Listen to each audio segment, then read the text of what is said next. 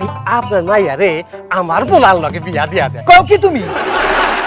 আল্লাহ রাস্তায় দুইটা ভিক্ষা দেন।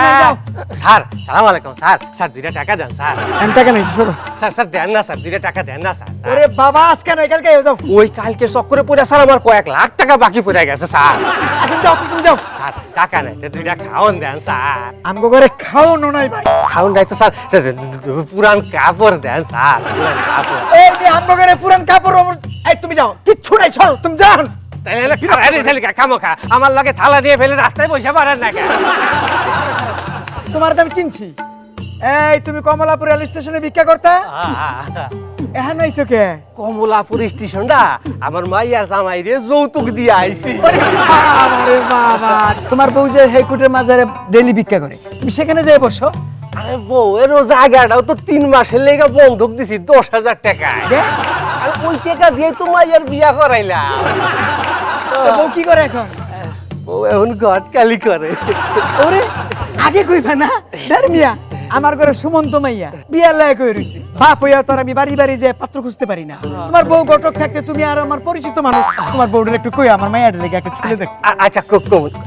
আচ্ছা স্যার এই আপনার মাইয়ার কোয়ালিফিকেশনটা জানি কি? আমার মাইয়া কাজে অষ্টরম, চমৎকার গান জানে, রেডিও টেপ রেকর্ডার লাগে না। আচ্ছা এত সুন্দর মাইয়া নাচে রে মিয়া, টেলিভিশনে লাগবে। তুমি মনে করো আমার মাইয়া যদি কাপড় ধোয় ওয়াশিং মেশিনও লাগে।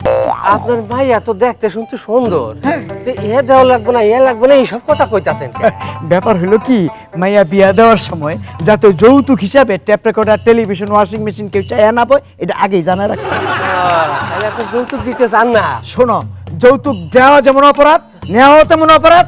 যৌতুক এলাকায় আমি মাইয়াই বিয়া দেবো। আচ্ছা স্যার বুঝছি স্যার, তার মানে আপনার কিছুই নাই কি আমার মতো অবস্থা স্যার। এই তাহলে শোনেন স্যার, এই আপনিও যখন যৌতুক দিবেন না স্যার, হ্যাঁ। আমার পোলারেও আমি যৌতুক নিয়ে বিয়া করাবো না, জীবনেও না। তাহলে এক কাম করেন স্যার, এই আপনার মাইয়া রে আমার পোলার লগে বিয়া দিয়া দেয়। কও কি তুমি? তোমার রিপোর্ট কার্ডের যে অবস্থা, তাতে তো মনে হয় তুমি বাড়িতে পড়াশোনা করো না। জি স্যার। জি স্যার মানে স্যার আমি পড়লেই তো ব্যথা পাই, সেই জন্য। স্টুপিড। জি স্যার। তোমাকে বলা হয়েছিল নেতা এবং অভিনেতার মধ্যে পার্থক্য নিরূপণ করতে। তুমি এসব কি লিখেছো?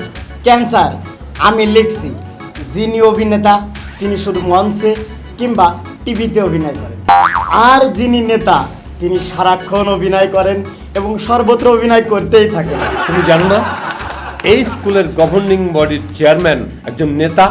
জি স্যার। তোমার বাবাকে কাল আমার সঙ্গে দেখা করতে বলবে, তোমার ব্যাপারে কিছু পরামর্শ করতে হবে। তার জন্য তো ফি লাগবে। ফি? ফি কেন? আমার বাবা তো কে, ফি ছাড়া তিনি কখনো পরামর্শ করেন না।